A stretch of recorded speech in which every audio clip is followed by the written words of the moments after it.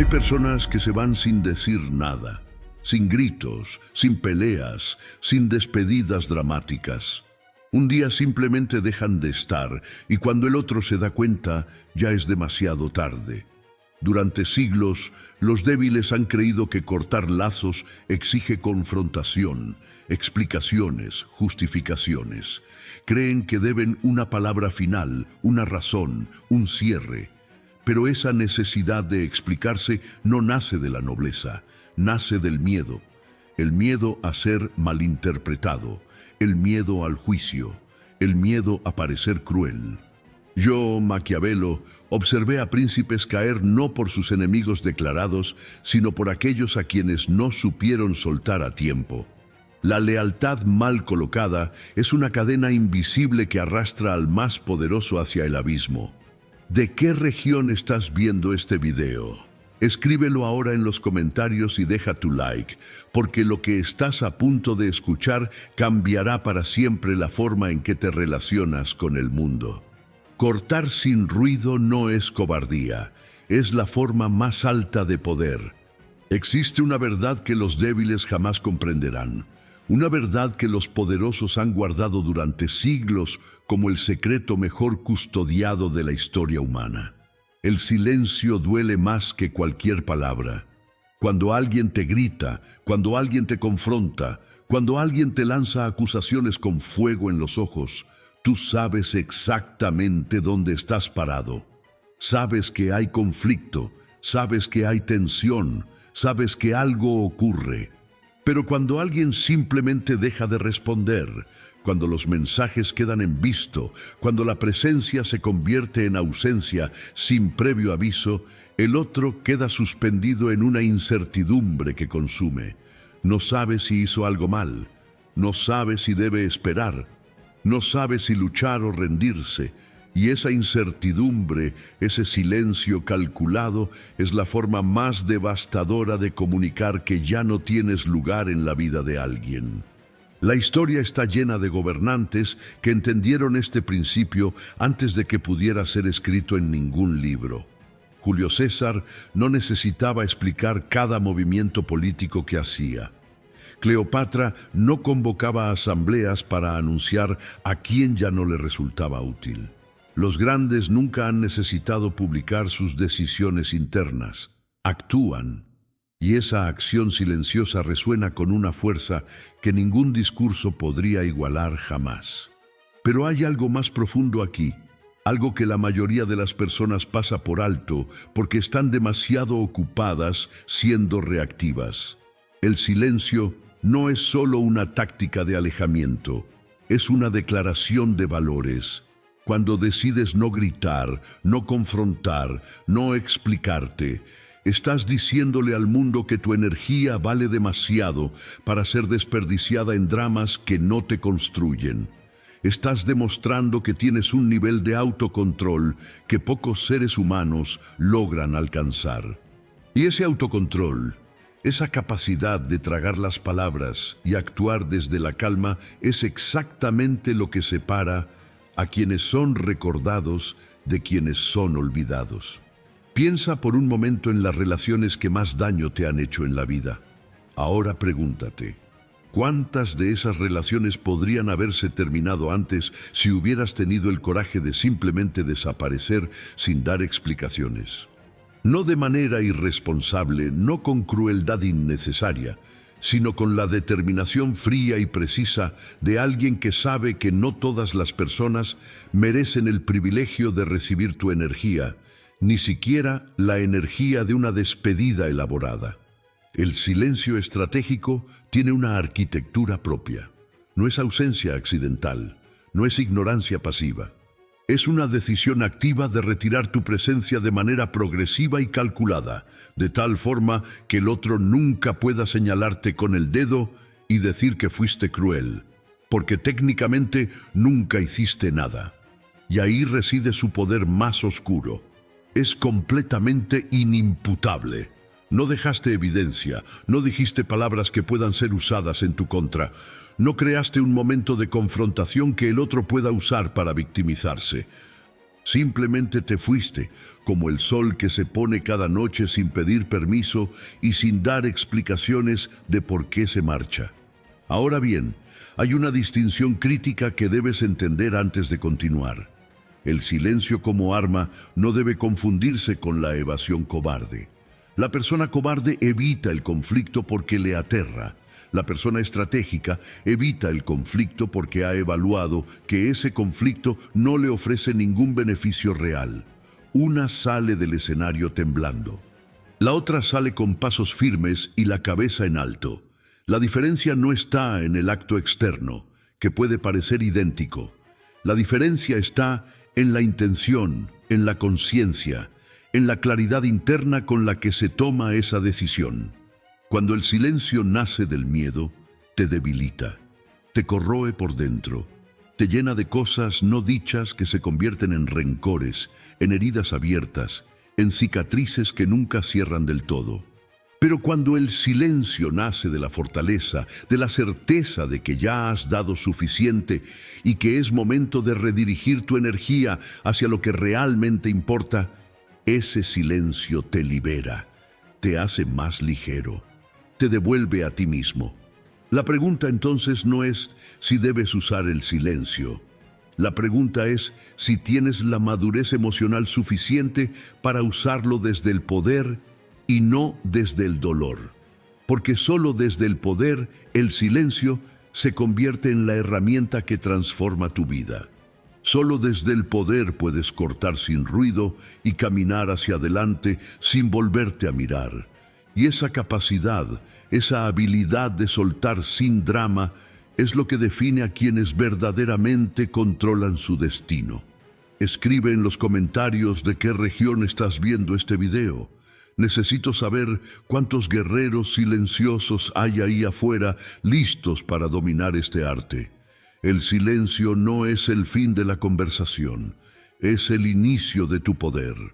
Existe una trampa en la que caen casi todos los seres humanos cuando deciden terminar una relación, sea de amistad, de amor o de negocios. Es una trampa tan elegante, tan bien disfrazada de cortesía y madurez, que la mayoría no solo cae en ella, sino que la defiende con orgullo. Esa trampa tiene un nombre: la necesidad de explicarse. La creencia profunda, casi religiosa, de que debes una razón, de que tienes la obligación moral de sentarte frente al otro, mirarle a los ojos y contarle con detalle por qué has decidido que ya no quieres esa persona en tu vida. Esta creencia está tan arraigada en la cultura que incluso tiene nombres bonitos. La llaman madurez emocional, la llaman cierre, la llaman respeto. Y en esa narrativa hermosa y bien intencionada se esconde una de las formas más efectivas de entregarte el control al otro, precisamente en el momento en que más lo necesitas para ti. Cuando te sientas a explicar tus razones, ¿qué ocurre realmente? Primero, le das al otro información sobre tus vulnerabilidades. Le muestras exactamente qué te hizo daño, qué te molestó, qué cruzó tus límites. Y esa información, en manos de alguien manipulador, se convierte inmediatamente en una hoja de ruta para convencerte de que estás equivocado, para minimizar cada punto que menciones, para hacerte dudar de tu propia percepción, para hacerte sentir que el problema no es la relación, sino tu manera de ver las cosas. Segundo, cuando te explicas, entras en un debate.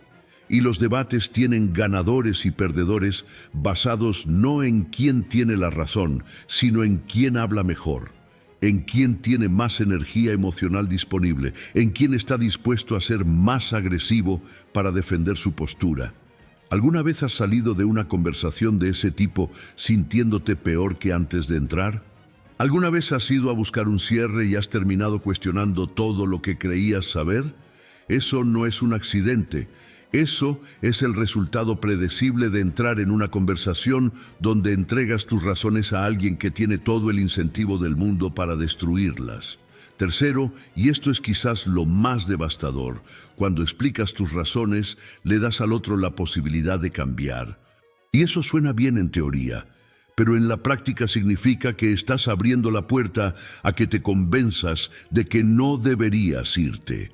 La persona que ha sido dañina para ti, que ha cruzado tus límites repetidamente, que ha demostrado con acciones y no con palabras quién es realmente, esa persona en el momento de la confrontación va a mostrar su mejor versión. Va a llorar si necesita llorar. Va a prometer si necesita prometer. Va a hacer exactamente lo que sepa que necesitas ver para que te quedes. Y tú, que llegaste con una decisión clara, sales con la mente nublada y el corazón confundido. La explicación que buscabas dar se convirtió en la trampa que te mantuvo atrapado. Los grandes estrategas de la historia entendieron que hay decisiones que no requieren debate porque son decisiones soberanas. El líder que decide cambiar de aliados no convoca una reunión para explicar sus motivos a quienes están siendo descartados. El artista que decide cambiar de estilo no pide permiso a quienes amaban su trabajo anterior. Y tú, cuando decides que alguien ya no tiene lugar en tu vida, no necesitas presentar un caso ante un tribunal que claramente está parcializado en tu contra. Esto no significa que seas indiferente al dolor del otro. Significa que reconoces que hay límites en tu responsabilidad emocional hacia los demás. Puedes ser una persona profundamente empática y aún así entender que no eres responsable de gestionar los sentimientos de alguien que ya no forma parte de tu mundo. Que tu compasión tiene un radio de acción y que más allá de ese radio, cada quien es responsable de su propio proceso.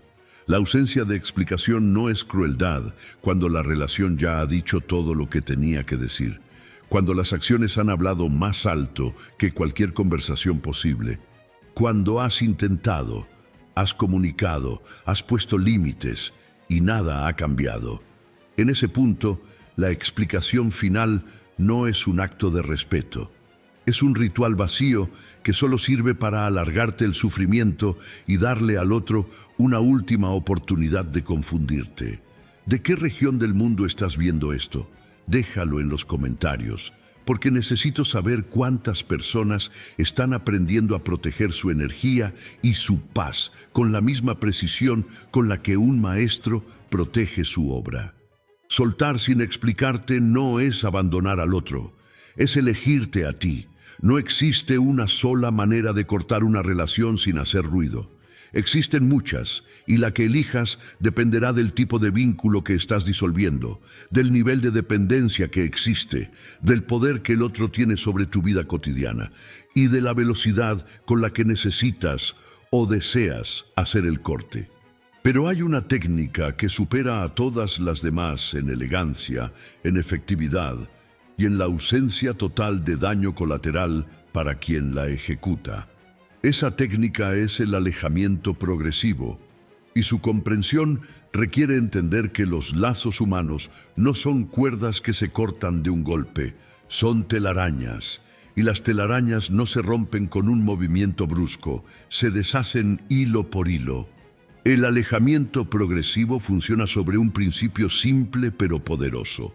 La mente humana se adapta a los cambios graduales sin registrarlos como amenazas, pero reacciona violentamente ante los cambios abruptos. Si mañana amanece sin el sol, el pánico sería absoluto.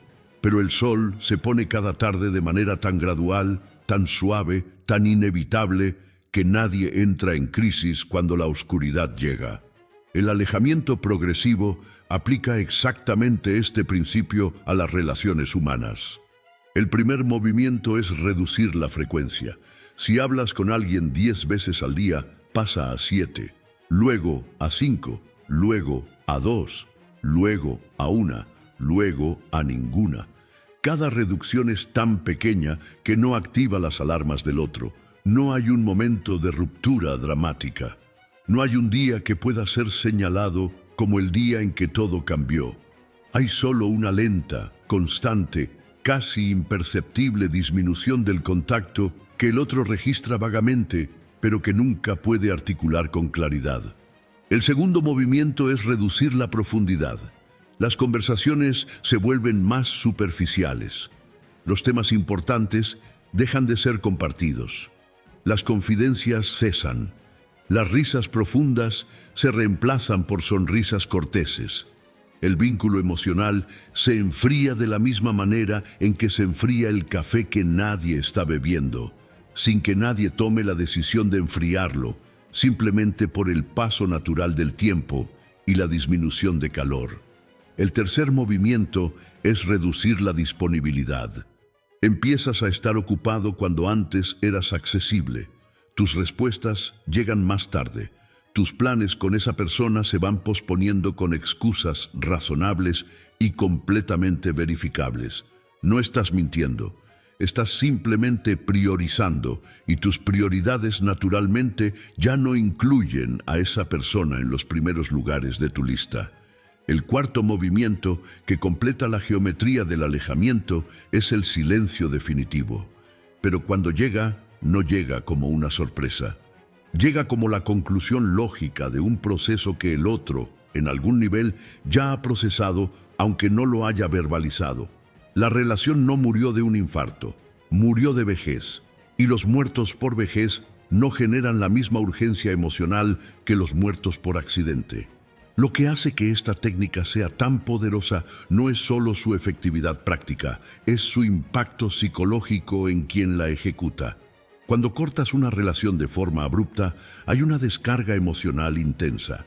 Hay culpa, hay duda, hay el eco de las palabras dichas o no dichas resonando en tu cabeza a las 3 de la madrugada. Pero cuando te alejas progresivamente, cada pequeño paso te va acostumbrando a la nueva realidad. Tu mente tiene tiempo de adaptarse. Tu corazón tiene espacio para soltar.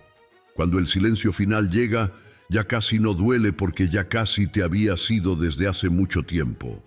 Hay una dimensión adicional de esta técnica que pocos exploran, su efecto sobre la percepción que el otro tiene de ti. Cuando te vas de manera abrupta, el otro puede construir una narrativa de víctima muy convincente.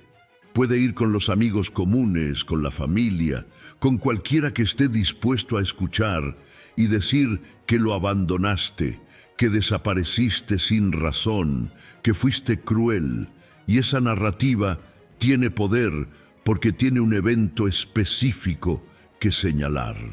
Pero cuando te alejas progresivamente, ¿qué puede decir?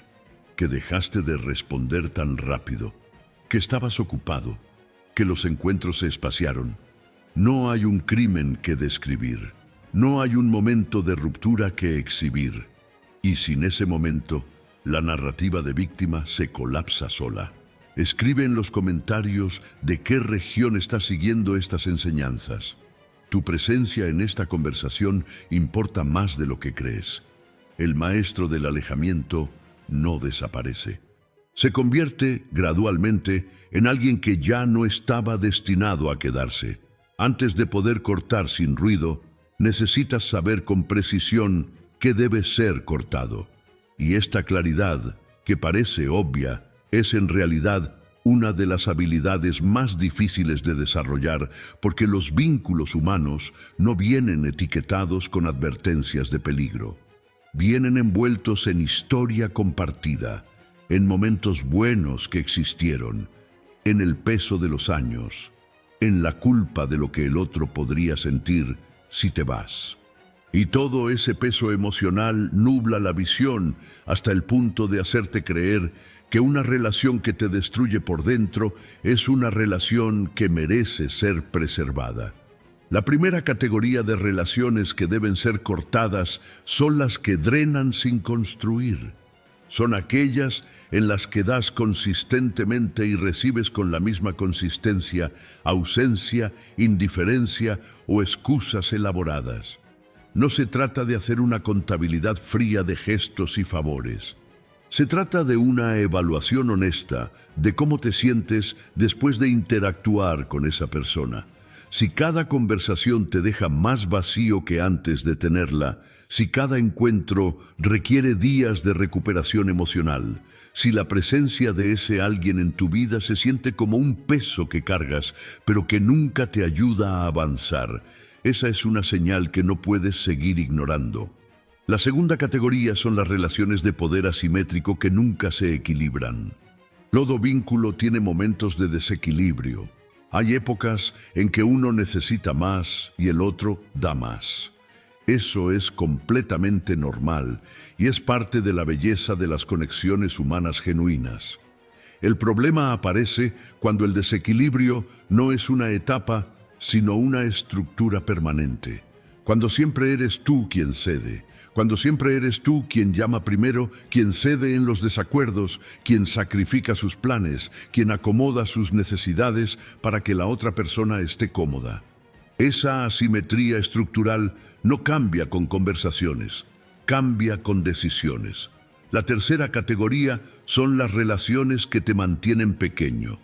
Hay personas en tu vida cuya función inconsciente y a veces muy consciente es recordarte constantemente tus limitaciones. Te comparan con otros, minimizan tus logros, encuentran la manera de hacer que tus victorias se sientan pequeñas y tus fracasos se sientan monumentales. Son expertas en el arte de la duda sembrada con sutileza. Un comentario aquí, una pregunta cargada allá, una ceja levantada en el momento exacto, y con el tiempo, ese goteo constante erosiona tu autoconfianza de la misma manera en que el agua erosiona la piedra, tan despacio que casi no lo notas hasta que ya hay un cráter donde antes había fortaleza. La cuarta categoría son las relaciones que te conectan con una versión de ti mismo que ya no quieres ser. Hay personas que te conocieron en un capítulo anterior de tu vida, un capítulo de dolor, de confusión, de errores, de decisiones que ya has superado, y cada vez que estás con ellas, regresan a ese capítulo. Te hablan como si aún fueras quien eras entonces, te recuerdan las versiones de ti que ya enterraste. Su presencia activa en ti patrones de comportamiento, pensamientos y emociones que conscientemente has decidido dejar atrás. Cortar esa relación no es negar tu historia, es proteger tu evolución. La quinta categoría, y quizás la más difícil de reconocer, son las relaciones que son cómodas pero estancantes. No son malas en el sentido obvio. No hay drama, no hay conflicto, no hay dolor evidente. Hay simplemente una comodidad tibia que no va a ningún lado. Y esa comodidad tiene un precio que se paga lentamente, en sueños no perseguidos, en cambios no realizados, en la sensación persistente de que tu vida podría ser más grande si dejaras de dividir tu tiempo y energía entre mantener lo que es cómodo y construir lo que podría ser extraordinario. Identificar estas relaciones requiere honestidad radical contigo mismo. No la honestidad que duele un momento y luego te libera, sino la honestidad que requiere mirar de frente lo que llevas tiempo mirando de reojo. Y una vez que la tienes, una vez que puedes ver con claridad qué vínculos te construyen y cuáles te erosionan, la decisión de cortar deja de ser dolorosa. Se convierte en la consecuencia lógica e inevitable de amarte lo suficiente para elegirte. ¿De qué región del mundo vienes? Cuéntamelo en los comentarios. Quiero saber cuántas personas alrededor del mundo están despertando a esta verdad al mismo tiempo. Saber que cortar es la mitad del poder. La otra mitad es tener el coraje de hacerlo. Hay una confusión peligrosa que necesita ser aclarada con precisión quirúrgica antes de continuar. La frialdad que enseña este arte no es indiferencia emocional, no es ausencia de sentimiento, no es la frialdad del vacío o del cinismo, es la frialdad del acero templado que ha pasado por el fuego y precisamente por eso puede mantener su forma bajo presión. Es la frialdad que nace de haber sentido tanto que aprendiste a gobernar lo que sientes en lugar de dejar que lo que sientes te gobierne a ti. Esta distinción es fundamental porque hay personas que intentan cortar relaciones desde un estado de anestesia emocional. Se dicen a sí mismas que no sienten nada, que ya no les importa, que la persona en cuestión no tiene ningún efecto sobre ellas. y desde esa negación, desde esa distancia artificial, ejecutan el corte. Pero el problema con esa anestesia es que es temporal. Las emociones suprimidas no desaparecen, se acumulan, y cuando el efecto anestésico pasa, regresa todo con una intensidad multiplicada por el tiempo que estuvo reprimido. La frialdad estratégica genuina funciona diferente. Reconoce el sentimiento, lo observa, lo valida internamente, y luego, con una disciplina que solo se desarrolla a través del autoconocimiento profundo, elige no dejar que ese sentimiento dicte la acción. Puedes sentir tristeza por perder a alguien y aún así saber con claridad que esa persona no puede seguir en tu vida. Puedes sentir culpa por alejarte y aún así entender que esa culpa es el residuo de condicionamientos culturales sobre la lealtad y la obligación, no una señal real de que estás actuando mal. Puedes incluso sentir amor por alguien y reconocer simultáneamente que ese amor no es suficiente para justificar el costo que tiene esa relación en tu bienestar. La frialdad estratégica te permite sostener paradojas emocionales sin explotar, y esa capacidad es extraordinariamente rara porque la mente humana busca naturalmente la coherencia. Si sientes amor, concluye que debes quedarte. Si sientes dolor, concluye que debes alejarte. Si sientes culpa, concluye que estás haciendo algo malo.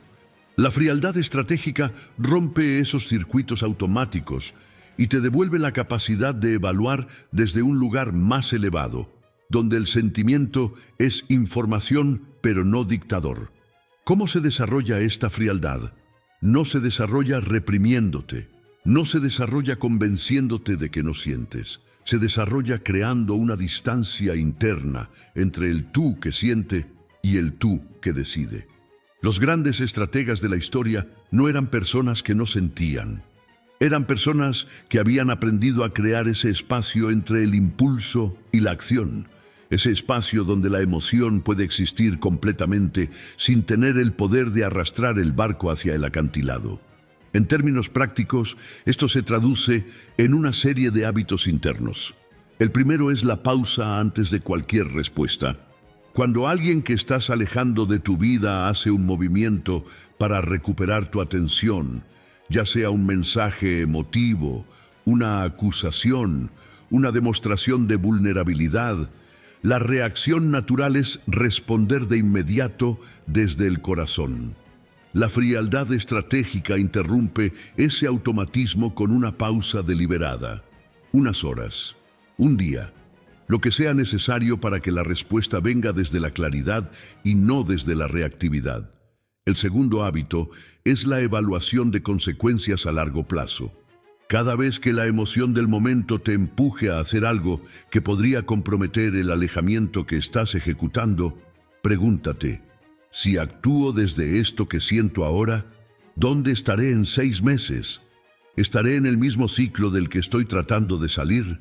¿Habré avanzado o habré retrocedido? Esa pregunta funciona como un ancla que te devuelve al panorama completo cuando la emoción del momento te está arrastrando hacia el detalle inmediato. El tercer hábito es el cultivo activo de tu mundo propio. La frialdad estratégica no puede mantenerse en un vacío. Requiere que tengas algo hacia lo cual moverte, no solo algo de lo cual alejarte. Cuando tu vida está llena de proyectos que te apasionan, de relaciones que te nutren, de metas que te demandan completamente, la energía que antes gastabas en mantener relaciones que no te convenían se redirige hacia lo que sí te construye. Y desde esa abundancia, el alejamiento deja de sentirse como pérdida. Se siente como liberación. Escribe en los comentarios de qué región estás viendo este contenido. Tu presencia aquí no es accidente. Llegaste porque estás listo para este nivel. La frialdad estratégica no te hace menos humano, te hace más dueño de tu humanidad. Ningún alejamiento ocurre en el vacío. Cuando te retiras, cuando el contacto disminuye, cuando tu presencia comienza a enfriarse, el otro eventualmente lo nota. y cuando lo nota, reacciona. Y esas reacciones son predecibles con una precisión casi matemática si entiendes los patrones básicos del comportamiento humano frente al abandono percibido. La primera reacción típica es el aumento de contacto. Si antes te enviaba 2 mensajes, ahora te envía 10. Si antes te llamaba una vez a la semana, ahora llama todos los días. Este aumento es la respuesta instintiva de alguien que siente que está perdiendo algo y activa todos sus recursos disponibles para recuperarlo. Es el equivalente emocional de apretar más fuerte algo que se te está escapando de las manos. La tentación en este punto es enorme. Hay una voz dentro de ti que dice que esa persona te extraña, que está haciendo un esfuerzo, que quizás las cosas pueden cambiar. Esa voz es peligrosa porque confunde la intensidad del intento con la calidad de lo que se estaba ofreciendo. Alguien que aumenta el contacto cuando siente que lo pierdes no necesariamente ha cambiado, solo ha activado sus mecanismos de retención. La segunda reacción es la culpabilización. Si el aumento de contacto no funciona, muchas personas cambian de táctica y pasan a hacer que te sientas responsable del dolor que sienten. Las frases son variaciones del mismo tema. Nunca pensé que fueras capaz de esto. Te estoy necesitando y no estás. Si te importara de verdad, no harías esto.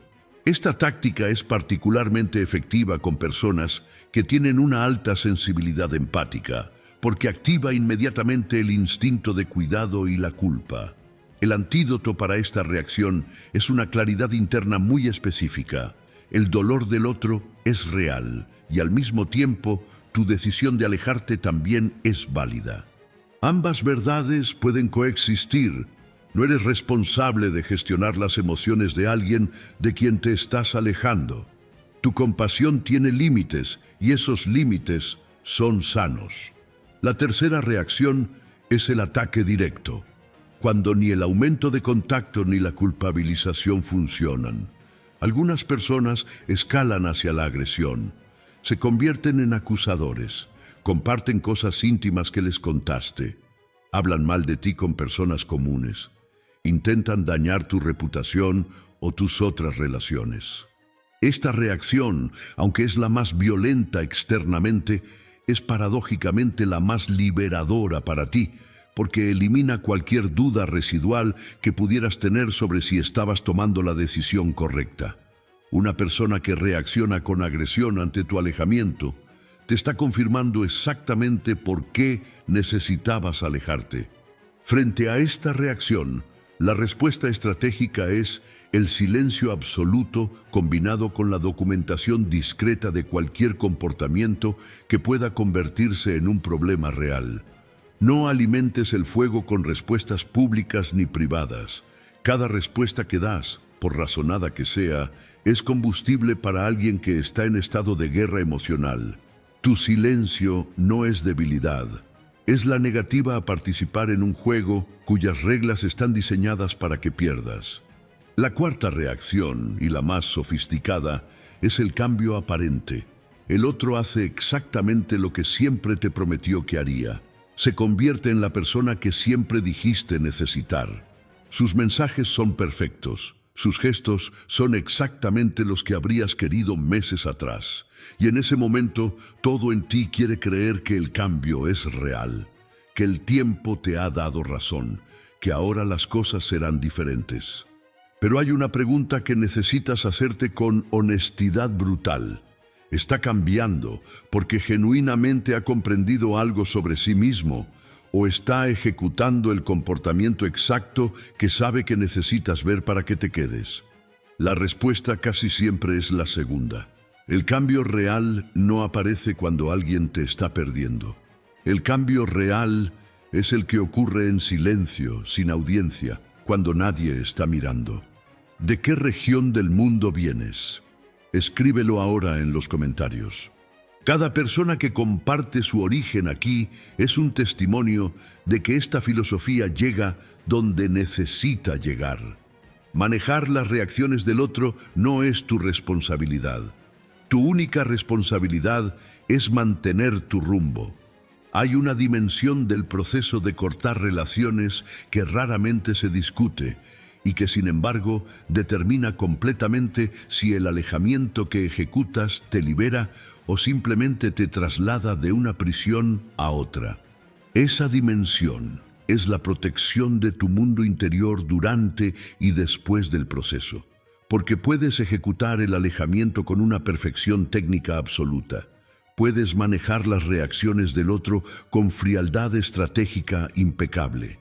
Puedes desaparecer sin dejar rastro y sin dar explicaciones, y aún así encontrarte semanas o meses después todavía habitando mentalmente una relación que técnicamente ya no existe. El mundo interior es el escenario donde ocurren las batallas más importantes. Y es también el más vulnerable durante los periodos de transición.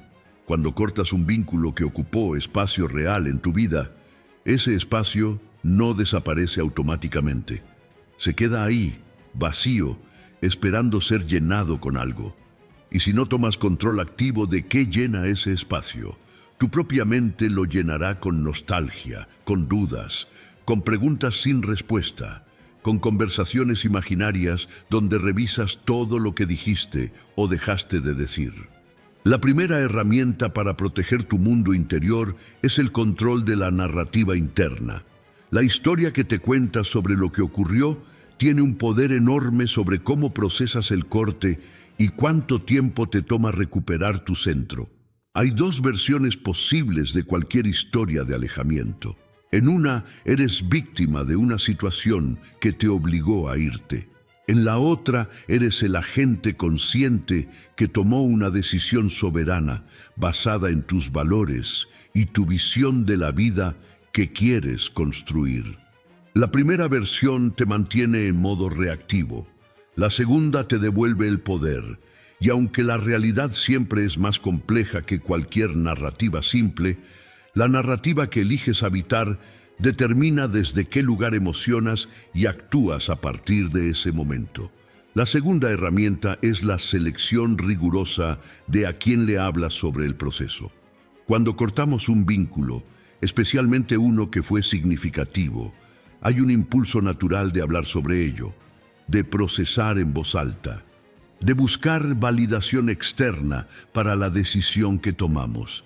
Y eso puede ser valioso, pero solo si lo compartes con personas que tienen la madurez emocional y el nivel de lealtad suficiente para acompañarte sin juzgarte, sin ofrecer consejos no pedidos, sin minimizar tu experiencia y sin usar lo que les cuentas para formarse opiniones sobre ti o sobre la otra persona que luego circulen por círculos que no te convienen. La tercera herramienta es la creación de nuevos rituales que anclen tu identidad en la nueva realidad. Las relaciones crean rutinas, crean momentos específicos del día o de la semana que estaban asociados a esa persona. Y cuando la persona se va, esos momentos quedan vacíos con una densidad particular que puede hacerse insoportable si no son reemplazados conscientemente. No se trata de distraerse para no sentir. Se trata de construir activamente nuevas asociaciones positivas que vayan llenando los espacios con contenido que te nutra y te fortalezca. La cuarta herramienta, y quizás la más poderosa, es el cultivo del silencio propio. En una cultura que celebra la hiperconectividad y que trata el silencio como algo que debe ser llenado urgentemente, aprender a habitar tu propio silencio interior es un acto casi revolucionario. Ese silencio es donde se procesa lo que no puede ser procesado en el ruido. Es donde los sentimientos complejos encuentran espacio para ser lo que son, sin necesitar ser explicados, ni resueltos, ni transformados inmediatamente en acción. Es donde la claridad emerge después del caos. Y es donde aprendes a estar contigo mismo de una manera que hace que ya no necesites relaciones que no te convienen solo para no estar solo. La quinta herramienta es la gratitud radical. No gratitud fingida ni optimismo tóxico. sino la capacidad genuina de reconocer que incluso las relaciones que te dañaron te enseñaron algo. Te mostraron dónde están tus límites, te revelaron cuáles son tus patrones, te demostraron qué tipo de vínculos realmente necesitas y cuáles son simplemente los que conociste primero. Esa gratitud no justifica el daño, pero transforma el daño en información, y la información en sabiduría, y la sabiduría en poder para construir lo que viene de una manera más consciente y más alineada con quien realmente eres. ¿De qué región estás siguiendo estas enseñanzas? Escríbelo en los comentarios. Quiero ver el mapa del mundo que se está despertando a esta filosofía. Proteger tu mundo interior no es egoísmo, es el fundamento sobre el cual construyes todo lo que importa. Hasta ahora hemos hablado de alejamientos que ocurren en relaciones relativamente simples, donde la dinámica es mayormente entre dos personas y los efectos secundarios son manejables. Pero la realidad es que muchos de los vínculos que necesitan ser cortados existen dentro de ecosistemas complejos. Grupos de amigos compartidos, entornos laborales, familias, comunidades donde la desconexión de una persona inevitablemente impacta una red entera de relaciones interdependientes. Y es precisamente en estos entornos donde la mayoría de las personas abandona el proceso porque el costo social percibido parece demasiado alto. El primer principio para cortar en entornos complejos es la neutralidad activa. A diferencia del alejamiento progresivo que se aplica directamente a la persona que estás desvinculando, en entornos compartidos necesitas mantener una apariencia de normalidad con el ecosistema mientras reduces el contacto específico con el individuo. Esto significa que sigues apareciendo en los contextos grupales, sigues siendo cordial con las personas comunes, sigues participando en los espacios compartidos. Pero dentro de esos espacios, tu interacción con la persona en cuestión es progresivamente más formal, más superficial, más breve. Nadie en el grupo puede señalar un evento específico de ruptura porque técnicamente no hubo ninguno. Solo hay una relación que naturalmente se fue enfriando. El segundo principio es la gestión estratégica de la información. En entornos complejos, lo que dices sobre la persona que estás alejando tiene consecuencias que se expanden mucho más allá de lo que puedes controlar. Por eso la regla es simple: no digas nada negativo. No porque quieras proteger a esa persona, sino porque cada cosa negativa que digas puede volver hacia ti amplificada y distorsionada. Puede polarizar al grupo y forzar a las personas comunes a elegir bandos cuando ninguno de ellos tiene suficiente información para elegir con sabiduría. Y puede hacerte aparecer como el agente activo de un conflicto cuando tu objetivo era precisamente lo contrario. El tercer principio es la construcción paralela de nuevas conexiones. Mientras reduces tu dependencia emocional y social del ecosistema que incluye a la persona que estás desvinculando, simultáneamente inviertes en construir nuevas conexiones fuera de ese ecosistema. Esto es crítico, porque uno de los mayores miedos que impiden a las personas hacer cortes necesarios es el miedo a quedarse sin red social. Ese miedo es completamente válido y merece una respuesta real, no una minimización. La respuesta real es construir la nueva red antes de necesitarla, de la misma manera en que un trapecista siempre tiene la mano en el siguiente soporte antes de soltar el anterior.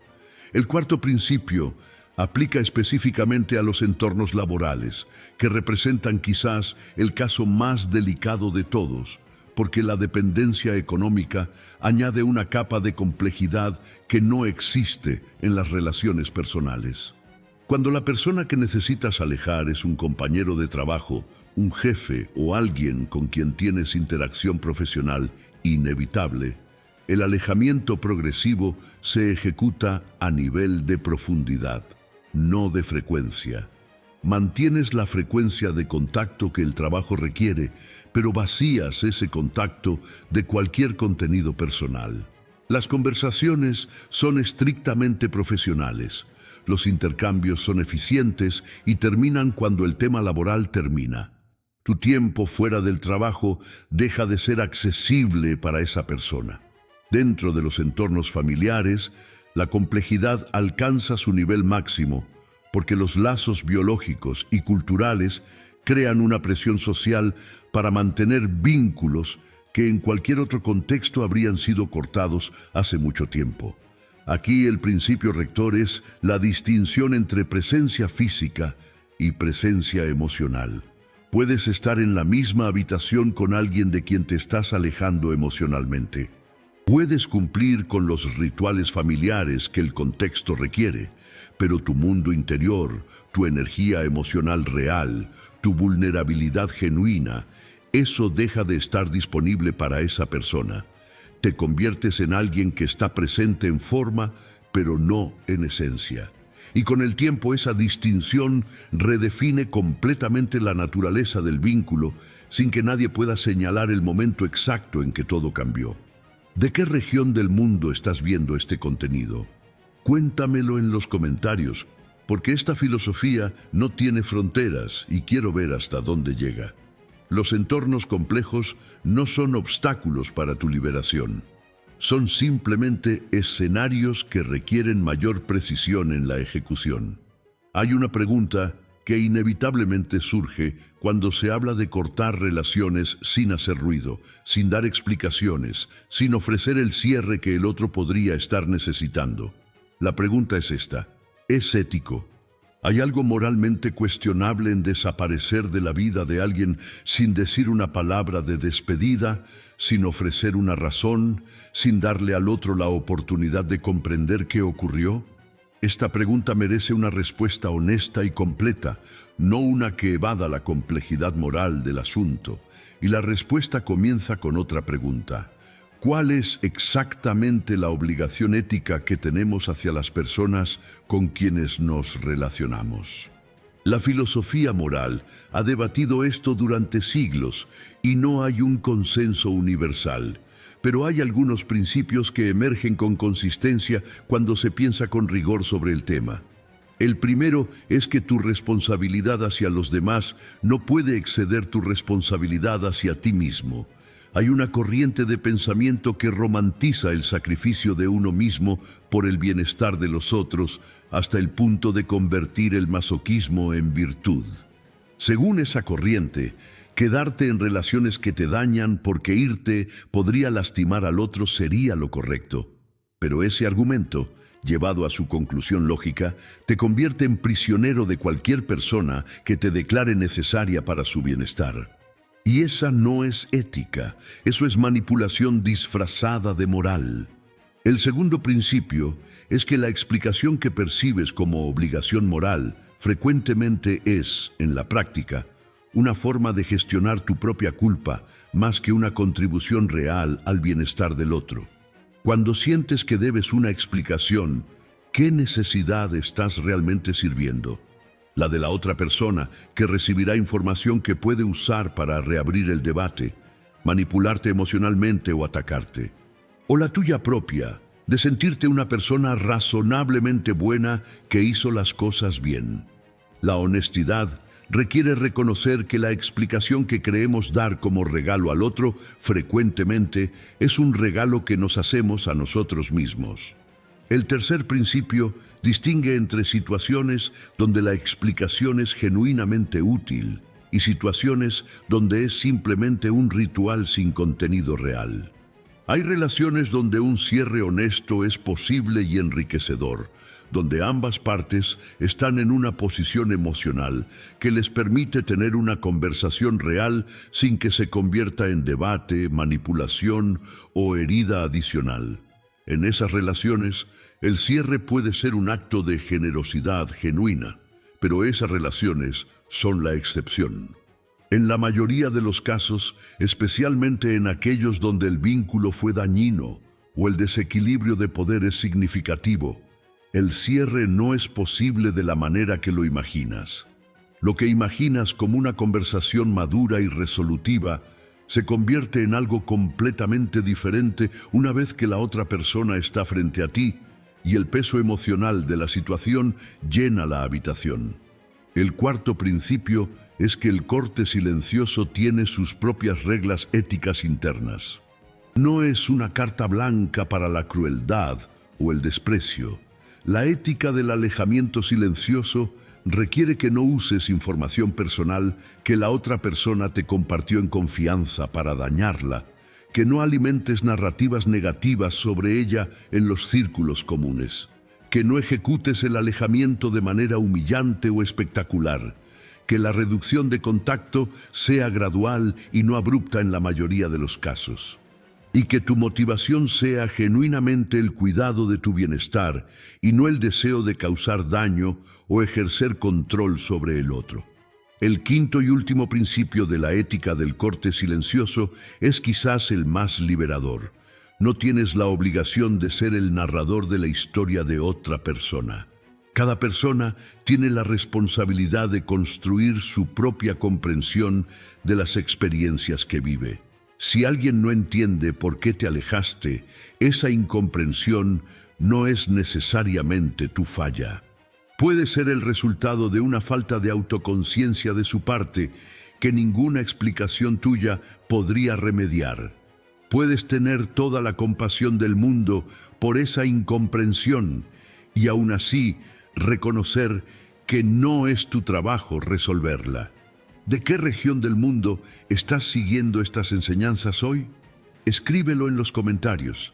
Cada voz que se suma aquí es parte de una conversación que el mundo necesita tener. La ética del corte silencioso no te pide que seas perfecto. Le pide que seas honesto con tus razones y compasivo en tu ejecución. Llegamos al final de este viaje filosófico con una verdad que resume todo lo anterior y al mismo tiempo lo trasciende completamente. Porque si hay una sola cosa que debes llevarte de todo lo que has escuchado hasta aquí, si hay un principio que funciona como la raíz de la que brotan todas las demás enseñanzas, es este: el poder más alto que un ser humano puede desarrollar no es el poder sobre los demás. Es el poder sobre sí mismo, y dentro de ese poder sobre sí mismo, ninguna habilidad es más transformadora que la de soltar lo que ya no sirve, sin drama, sin ruido y sin mirar hacia atrás. Vivimos en una cultura que glorifica la retención, que celebra la lealtad a prueba de todo, como si la persistencia en un vínculo fuera automáticamente una virtud independientemente de lo que ese vínculo produce en la vida de quienes lo sostienen. Se nos enseña desde pequeños que rendirnos es fracasar, que soltar es rendirse, que los fuertes se quedan y los débiles huyen.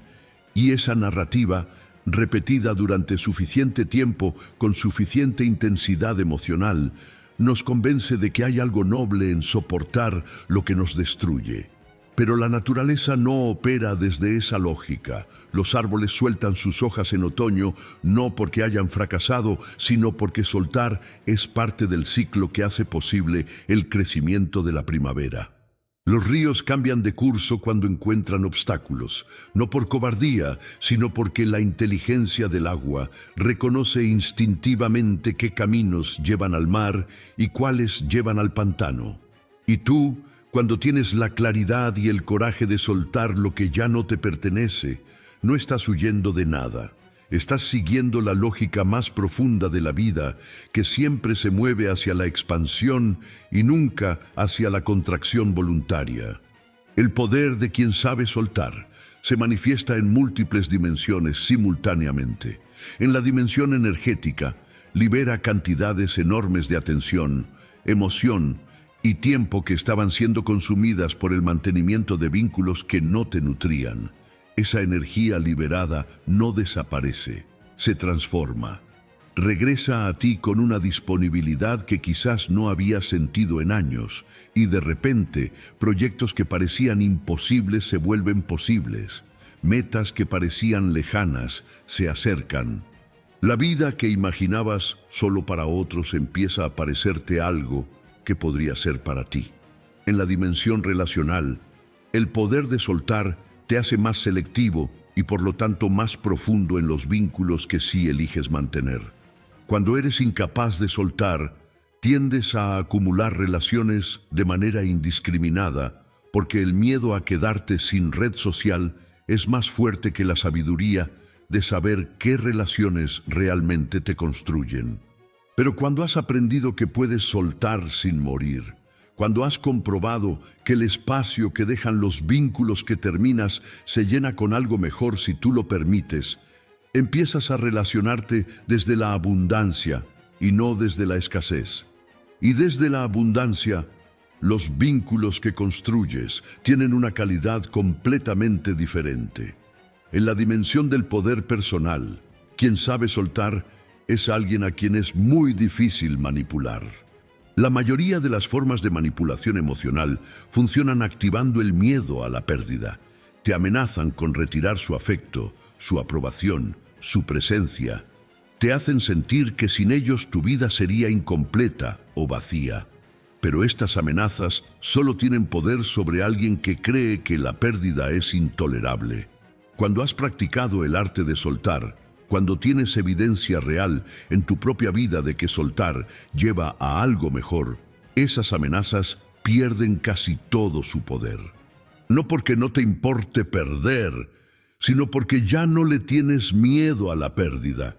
En la dimensión más profunda, la dimensión del autoconocimiento, cada vez que sueltas algo que ya no te sirve, aprendes algo invaluable sobre quién eres realmente.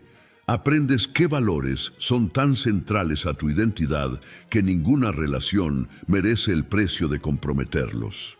Aprendes cuáles son tus límites reales, no los que declaras en conversaciones sobre autoestima, sino los que defiendes con acciones concretas cuando el costo de defenderlos es alto.